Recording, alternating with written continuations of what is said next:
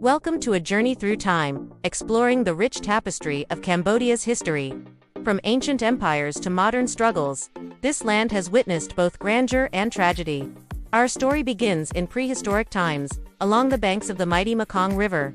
Here, early settlers laid the foundations for what would become one of Southeast Asia's most fascinating civilizations. Around the 1st century CE, the Kingdom of Funan emerged as a powerful maritime state. Funan's influence stretched far and wide, trading with India, China, and even the distant Roman Empire. These connections brought more than just goods. They introduced Hinduism, Buddhism, and Sanskrit traditions, forever shaping Cambodian culture. As Funan's power waned, a new kingdom rose to take its place. Chenla unified the region, setting the stage for an empire that would leave an indelible mark on history. In the 9th century, under the visionary leadership of King Jayavarman II, the Khmer Empire of Angkor was born. Angkor wasn't just a political center. It became the beating heart of Southeast Asian culture and spirituality. The empire reached its zenith under Suryavarman II, who commissioned the awe-inspiring Angkor Wat. This magnificent temple complex, initially dedicated to Hindu deities, would later become a symbol of Buddhism and Cambodian identity. The 12th century saw the reign of Jayavarman VII, who further expanded the empire's glory. He built Angkor Thom and the enigmatic Bayon Temple, with its countless stone faces gazing out in all directions. The Khmer Empire's power was matched only by its ingenuity, developing vast irrigation systems that supported millions and ushered in a true golden age.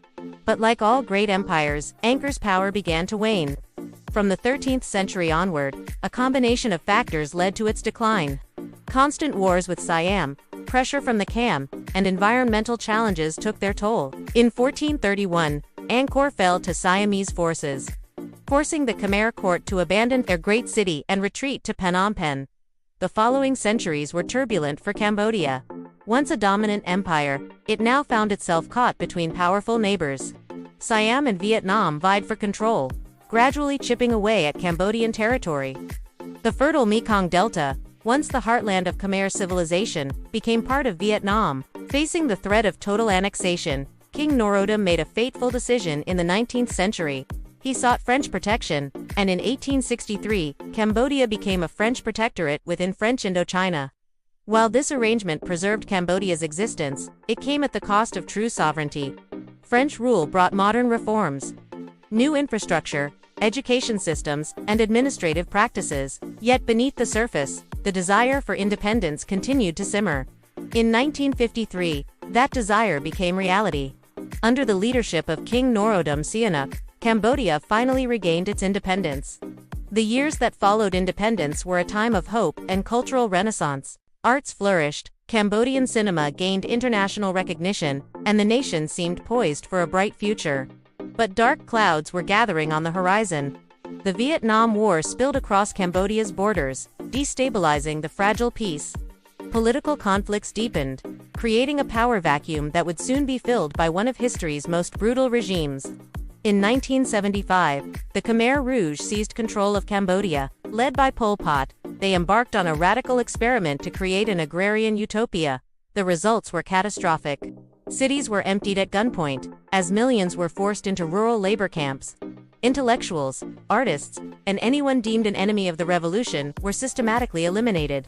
Religion was banned, schools were closed, and families were torn apart. Between 1975 and 1979, an estimated 1.7 to 2 million Cambodians, nearly a quarter of the population, perished from execution, starvation, disease, and overwork.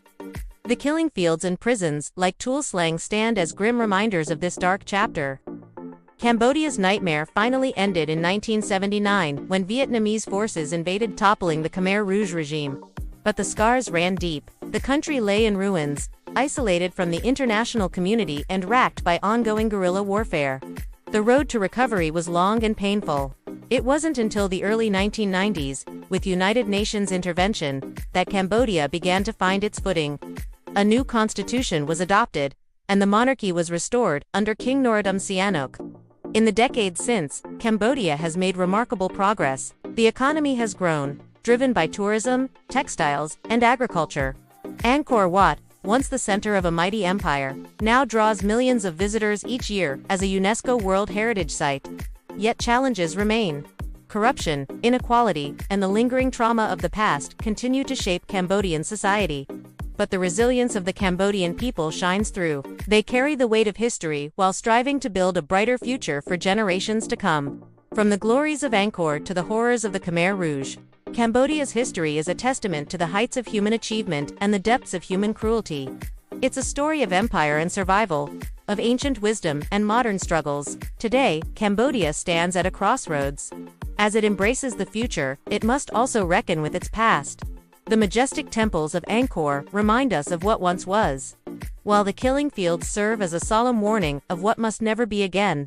In the bustling streets of Phnom Penh and the serene countryside, you'll find a nation looking forward with hope. Cambodia's journey is far from over. It's a living history, still being written by its people. A story of resilience, rebirth, and the enduring human spirit. As we conclude our journey through Cambodia's past, we're reminded that history is not just a collection of dates and events. It's a mirror that reflects our shared humanity, our triumphs, our failures, and our capacity for both greatness and darkness. Cambodia's story challenges us to learn from the past, to cherish peace, and to build a world where the horrors of genocide have no place.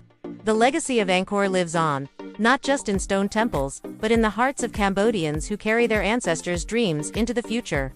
From the ashes of tragedy, a nation rises, scarred but unbroken, facing tomorrow with determination and hope.